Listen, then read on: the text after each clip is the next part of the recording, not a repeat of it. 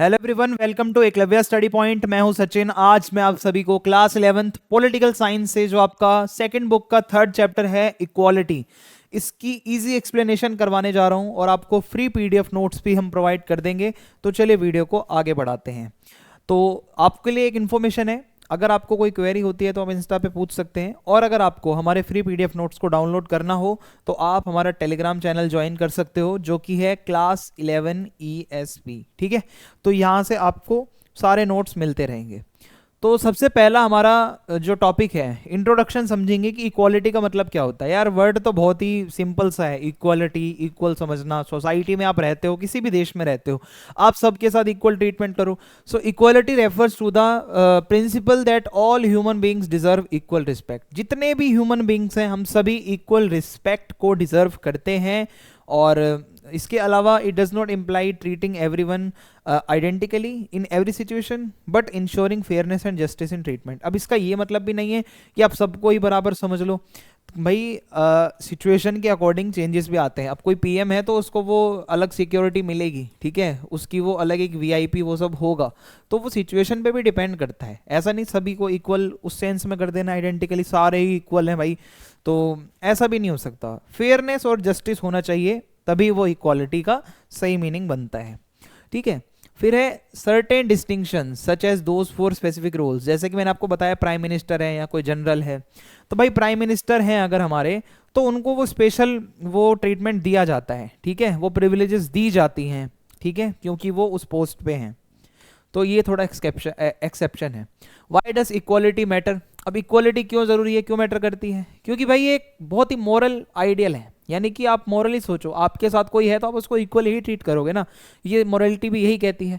और एक political ideal भी है ये, जो कि ह्यूमन सोसाइटी के लिए बहुत ज़रूरी है। ठीक है, और it emphasise the equal worth of all human beings. हम सभी जो हैं वो इक्वल हैं। कलर, जेंडर, रेस, नेशनैलिटी, कुछ भी हो, आप सभी के साथ इक्वल ट्रीटमेंट करो, ये हमें सिखाया जाता है। तो अब ये इक्वालिटी वाला जो कॉन्सेप्ट है, ये आया कहाँ से आपका, वो मैं आपको बताता हूँ। तो आप अगर थोड़ा सा अपनी हिस्ट्री को अगर पढ़ा हो तो आपने फ्रेंच रेवोल्यूशन कभी पढ़ी होगी अपने स्कूल लाइफ में।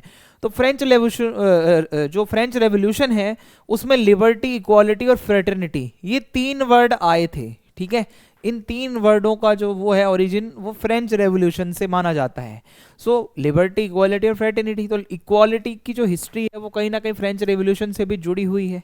वहीं कुछ एंटी कॉलोनियल स्ट्रगल्स भी हुए एशिया में और अफ्रीका में, इंडिया में भी।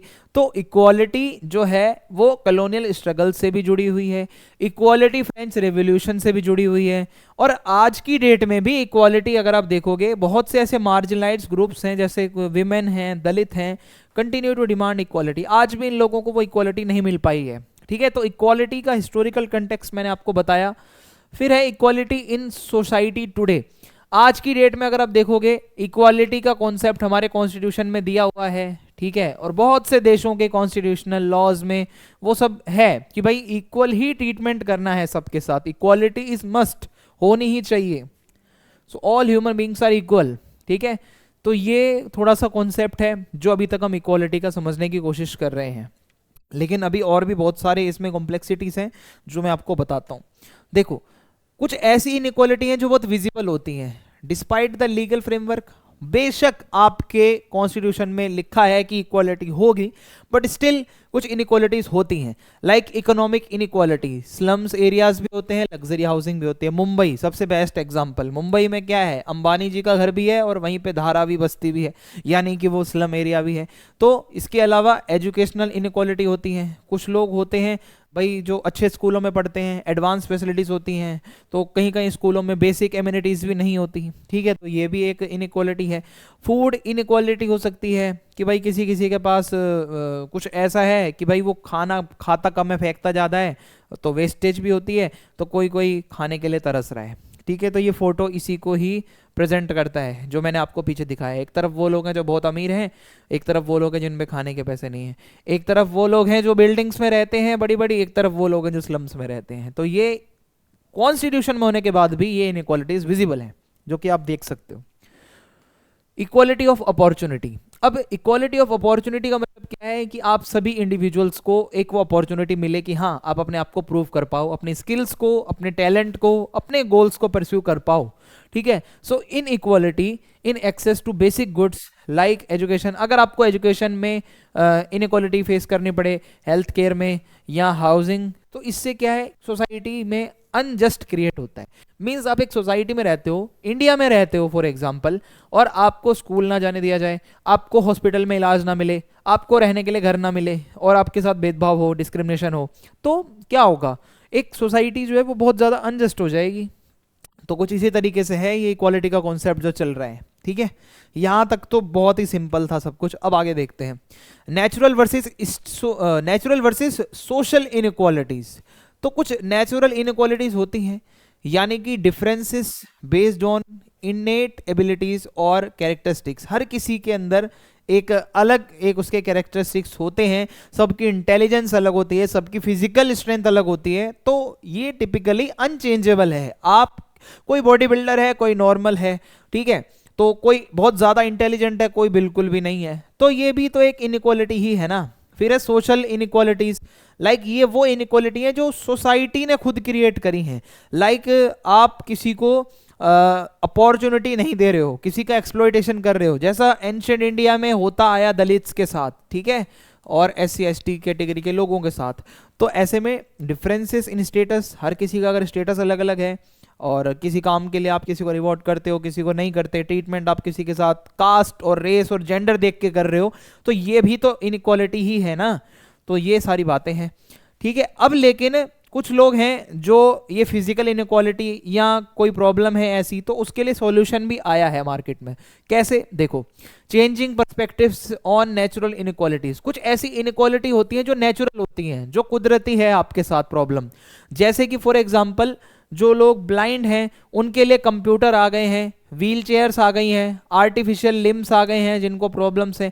तो आज की डेट में हेल्प करने के लिए भी टेक्नोलॉजी है आपके पास, ठीक है। जो ब्लाइंड लोग हैं वो अपने कंप्यूटर से काम कर सकते हैं, सुन सकते हैं। व्हील चेयर पे अब ऑटोमेटिक व्हील चेयर्स आ गई हैं, आप कहीं भी जा सकते हो, कोई फिजिकली डिसेबल्ड है। आर्टिफिशियल लिम्स आ गए हैं, ठीक है। यही फोटो इसमें ऐसा ही दिखाया जा रहा है, देखो इस तरीके से। तो आई होप आपको समझ में आ रहा होगा। तो ये सॉल्यूशन भी आ गया है। मेडिकल एडवांसमेंट, आपको पता है कि भाई किसी का अगर एक्सीडेंट हो गया और उसका जो फेस था उसमें कुछ बहुत ज़्यादा प्रॉब्लम आ गई है, तो क्या होगा, आज की डेट में प्लास्टिक सर्जरी होती है, पूरा का पूरा हुलिया चेंज कर देंगे, पता भी नहीं चलेगा कहाँ से क्या खराबी थी, ठीक है। तो ये जो डिसेबिलिटीज़ हैं इनके लिए ट्रीटमेंट आ चुका है। जैसे एक एग्जाम्पल है स्टीफन हॉकिंग्स का। स्टीफन हॉकिंग जो थे, ठीक है, उनको बहुत ज़्यादा मतलब फिजिकल लिमिटेशंस थी, बहुत ज़्यादा फिजिकल प्रॉब्लम्स थी उनके साथ में, जैसा कि आप फोटो में देख पा रहे होंगे। लेकिन फिर भी उन्होंने बहुत ज़्यादा साइंटिफिक कंट्रीब्यूशन दिया, साइंस की फील्ड में बहुत उन्होंने एफर्ट्स करे, ठीक है।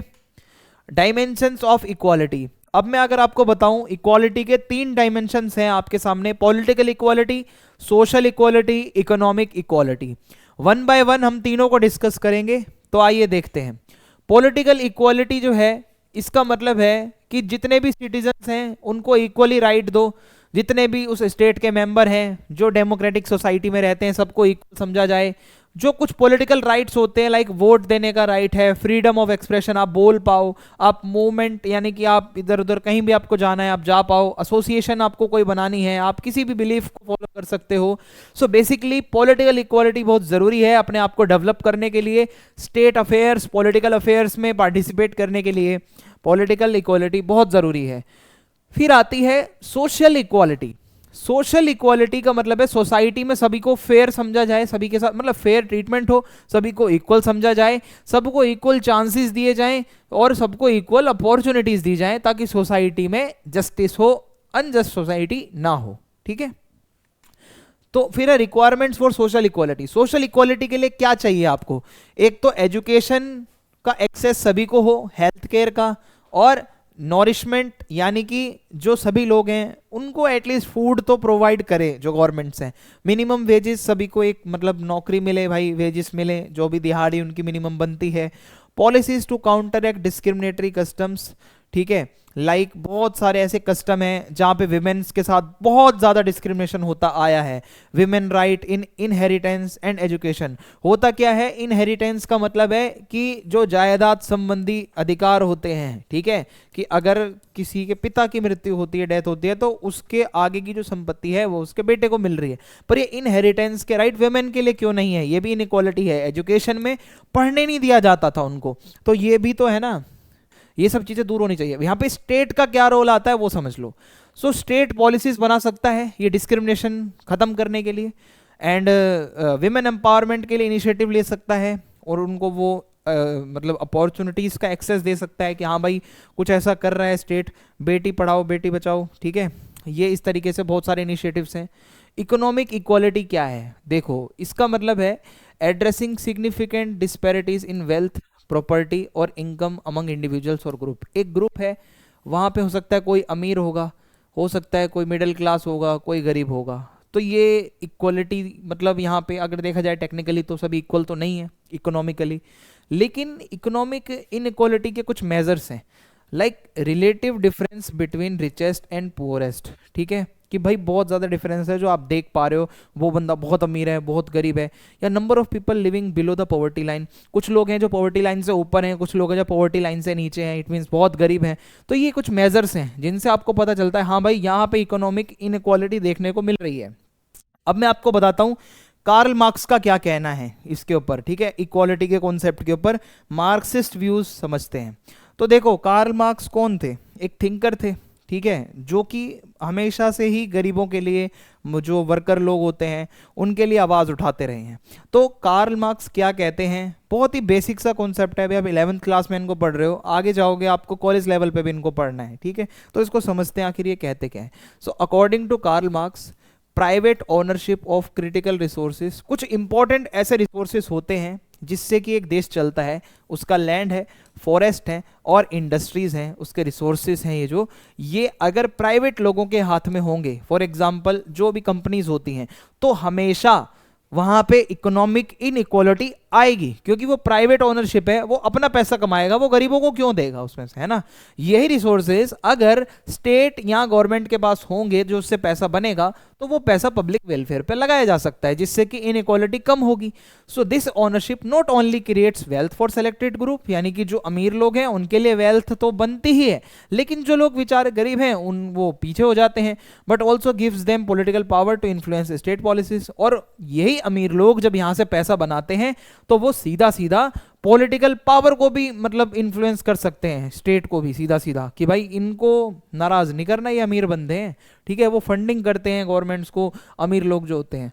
फिर है इम्पैक्ट ऑफ प्राइवेट ओनरशिप। अगर प्राइवेट ओनरशिप होगी, मान लो बड़ी बड़ी जमीनें, बड़ी बड़ी फैक्ट्रियां और ये सारी चीजें अगर किसी प्राइवेट कंपनी की होंगी अपनी खुद की, तो क्या इम्पैक्ट पड़ेगा, इससे क्या होगा, लेट्स टू इंट्रेचेंड इनइक्वालिटीज, बहुत ज्यादा इनइक्वालिटी हो जाएगी, जहां वेल्दी क्लास जो है वो सारी पावर सारे रिसोर्सेस ले जाएगा, उसकी जनरेशन मौज काटेगी, और economic power supports other forms of inequality such as social और political privileges, creating systematic division in society. और अगर ये लंबे समय तक चलेगा तो सोसाइटी में एक सिस्टमेटिक डिवीजन हो जाएगा, आगे आने वाले टाइम पे भी वो लोग अमीर ही रहेंगे, और जो बेचारा मिडिल क्लास या गरीब है वो आगे बढ़ ही नहीं पाएगा अगर ये प्राइवेट ओनरशिप ज्यादा रहती है, ऐसा कार्ल मार्क्स का मानना है। इसका सॉल्यूशन क्या है, तो कार्ल मार्क्स कहते हैं सिंपल सा सॉल्यूशन है, प्राइवेट ओनरशिप है ना उसको पब्लिक ओनरशिप कर दो, यानी कि गवर्नमेंट के हाथ में सब दे दो, गवर्नमेंट खुद संभाल लेगी। अगर ये क्लास डिस्टिंक्शन और ये डिवीजन और ये अगर डिस्क्रिमिनेशन दूर करना है, तो जितने भी स्टेट में एसेंशियल रिसोर्सेज हैं, चाहे वो लैंड है, चाहे वो जो भी चीजें हैं, वो सब मैनेज स्टेट को खुद करना चाहिए, ठीक है, ताकि ये जो वेल्थ का कंसंट्रेशन है किसी इंडिविजुअल के पास ना हो। स्टेट के पास बेशक हो जाए, पर कोई इंडिविजुअल वो सारे पैसे ना रखे, क्योंकि वो अमीर खुद होगा, और यही पैसा अगर स्टेट के पास जाएगा तो वो क्या है, पब्लिक वेलफेयर में वो पैसा लगाया जा सकता है। तो ये सॉल्यूशन दिया है कार्ल मार्क्स ने। अब हम लिबरल पर्सपेक्टिव देखेंगे जो कि बिल्कुल उल्टा है, कार्ल मार्क्स से बिल्कुल उल्टा, अपोजिट। अब ये लोग क्या मानते हैं, फोकस ऑन कंपटीशन, ये कहते हैं यार प्राइवेट ओनरशिप होनी चाहिए, कंपटीशन करो ना। So liberals believe that free and fair competition होगा तो रिसोर्सेज बहुत अच्छे से आप एलोकेट कर पाओगे, और आप लोगों को रिवॉर्ड दे पाओगे उनकी मेरिट के अकॉर्डिंग। अगर वो बंदा डिजर्व करता है तो वो पैसा भी कमाएगा, ये लोग कहते हैं। So inequalities are acceptable as long as everyone has an equal opportunity. ये कहते हैं कि इनइक्वालिटी तो होनी ही चाहिए, क्योंकि भाई आपको अपॉर्चुनिटी तो मिल रही है ना, आप भी पैसा कमाओ, आप भी मेहनत करो। अब हमें क्यों कह रहे हो कि भाई हम क्यों ना अमीर बने, आप भी अमीर बन जाओ, आपको तो गवर्नमेंट ने आपको भी मौका दिया है, आप भी अपनी कंपनी बनाओ, पैसा लगाओ, पैसा कमाओ, इन्वेस्ट करो, ठीक है। तो ये है रोल ऑफ स्टेट। अब आप यहाँ पे देखोगे स्टेट का रोल ये होता है, जो बेसिक नीड्स हैं, एजुकेशन, हेल्थ केयर और ये जितनी भी चीज़ें हैं, ये सभी को मिले। स्टेट में जो भी लोग रहते हैं, स्टेट का इतना ही रोल होता है, ज़्यादा स्टेट इंटरफेयर करता नहीं है इसमें, इकोनॉमिक मैटर्स में लिबरल रहता है स्टेट। सो जो अनफेयर जो प्रैक्टिसेस हैं, गलत काम ना हो ट्रेड एंड कॉमर्स में, मार्केट्स में, इंस्टीट्यूशंस में, बस इतना स्टेट को देखना होता है। बाकी ज़्यादा कंट्रोल करना रिसोर्सेज को, वो सब स्टेट इसमें नहीं करता। फिर है कि प्रिंसिपल ऑफ फेयरनेस। लिबरल लोग ये कहते हैं कि देखो फेयरनेस तो होनी चाहिए, ऐसा नहीं है किसी के साथ अनफेयर हो। So inequality itself is not a problem. Inequality एक प्रॉब्लम नहीं है, क्योंकि आप भाई आपके पड़ोस में कोई बंदा काम नहीं करता और कोई बंदा दिन रात काम करता है, आप दोनों को इक्वल पैसे क्यों दोगे भाई? इनइक्वालिटी भी जरूरी है इनके अकॉर्डिंग। अगर वो बंदा अपॉर्चुनिटी दी जा रही है फिर भी काम नहीं कर रहा, तो इनइक्वालिटी होनी चाहिए फिर तो उसके साथ। For example, competitive exams for professional courses in India are considered fair as long as everyone has an equal chance to prepare and participate। जैसे कि हमारे यहाँ पे यूपीएससी का एग्जाम होता है, एसएससी का एग्जाम होता है, ये बिल्कुल फेयर है जब तक सभी को चांस मिल रहा है, हर कैटेगरी का बच्चा आए, प्रिपेयर करे और पार्टिसिपेट करे, ये बिल्कुल सही है। उसमें से जो अच्छा पढ़ाई करके आया होगा उसको वो जॉब मिलेगी, जो नहीं करके आया होगा उसको नहीं मिलेगी। तो इनइक्वालिटी तो होनी चाहिए, ऐसा इनका मानना है। तो यही था आज का ये चैप्टर, छोटा सा था बट काफी अच्छा कॉन्सेप्ट था इक्वालिटी का। आई होप आपको समझ आया होगा। फीडबैक जरूर लिखना कमेंट बॉक्स में, वीडियो को शेयर कर दें, वीडियो को लाइक करें। जय हिंद, जय भारत।